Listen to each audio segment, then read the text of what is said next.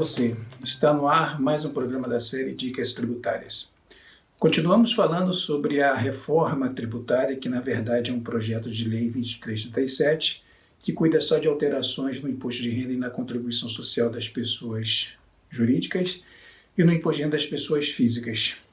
Como vocês já devem saber, na quinta-feira passada, dia 2 de setembro, foi aprovado finalmente o texto na Câmara dos Deputados.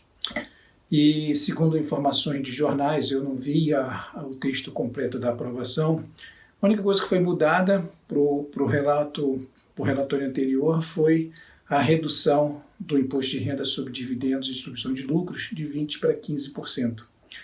Agora isso vai para o Senado e esse projeto parece que não está agradando ninguém. Continua não agradando o governo, porque o governo diz que as alterações feitas na Câmara dos Deputados houve uma queda de arrecadação, alguns falam em 26 bi, outros falam em 56 bi, depende da fonte que você consulte, e eu não consigo entender esse tipo de reclamação, porque você não pode contar com aquilo que você não tem. Então eles dizem que essa redução, por exemplo, de tributação dos dividendos de 20% para 15%, gerou uma queda de arrecadação muito grande, mas como assim? Dividendos não eram isentos de imposto? Não tinha arrecadação nenhuma, então acho que eles deixaram de ganhar alguma coisa, agora também não sei se eles já tinham colocado esse valor no orçamento deles, contando como se fosse ser aprovado, não sei.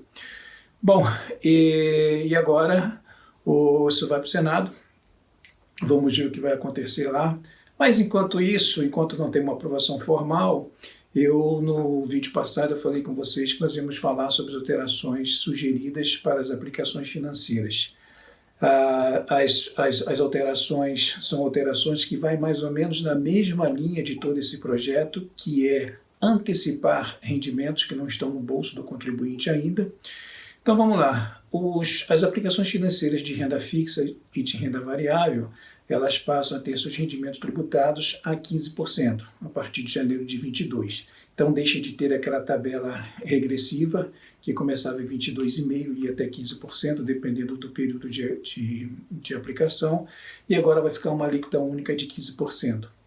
Os fundos de investimentos, eles também tiveram alterações significativas. Os fundos de investimentos abertos, eles já eram tributados pelo Come-Cota, continuam tributados pelo mesmo regime de Come-Cotas, só que agora, uma vez ao ano só, em novembro de cada ano, e por uma alíquota de 15%. Uma alteração mais significativa que eu vejo foi nos fundos fechados. O que são os fundos fechados? Os fundos fechados são aqueles fundos que eu aplico, mas eu não tenho direito a fazer nenhum resgate somente no final do fundo. São fundos que nascem com um prazo de duração. Quando encerra esse prazo de duração, eu posso resgatar minhas cotas.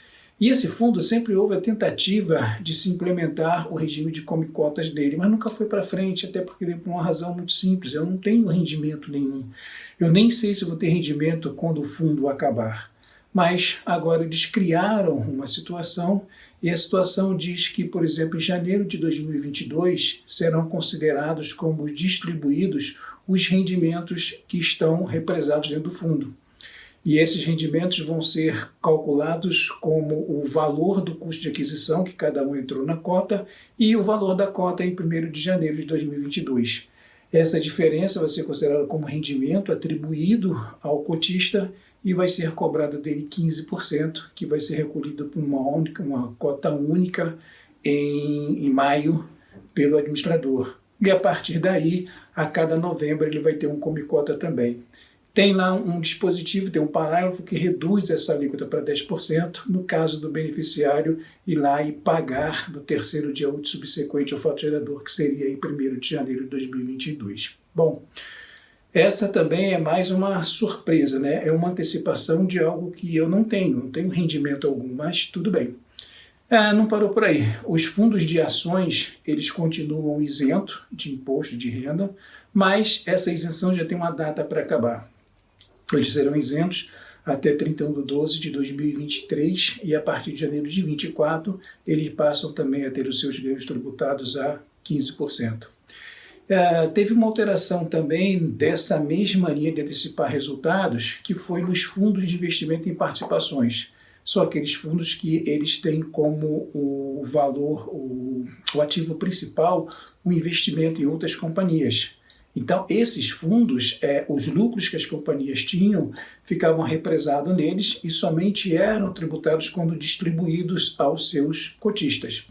O que essa lei está trazendo agora? Ela está dizendo o seguinte, olha, aquelas operações que o fundo de investimento fez com as empresas que ele participa, ele vendeu participações e teve um ganho de capital, esse ganho de capital ele vai ser considerado como distribuído para os cotistas. E como distribuído vai ser tributado a 15%. Então não vai ter aquela história do sujeito somente ser tributado quando ele resgatar. Então o lucro que ficava represado no fundo, isso era tributado quando resgatado pelo contribuinte, pelo cotista, agora não, ele vai ser tributado independente dele ter resgatado esse valor ou não. Bom, de novo, esse é um assunto para ser discutido, porque eu não entendo que uma disponibilidade de um rendimento possa ser definido por uma lei ordinária. A lei vai lá, diz que está disponível e se cobra o imposto, enfim. Não acho que isso seja correto. Uma outra alteração também que aconteceu foi em relação aos fundos imobiliários.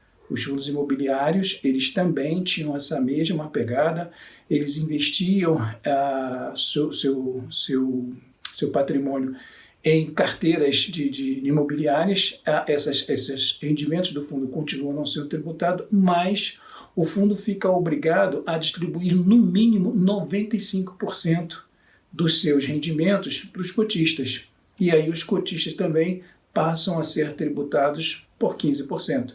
Então, novamente está se provocando um fato gerador, está se obrigando por lei a existência de um fato gerador que ele não necessariamente precisaria acontecer.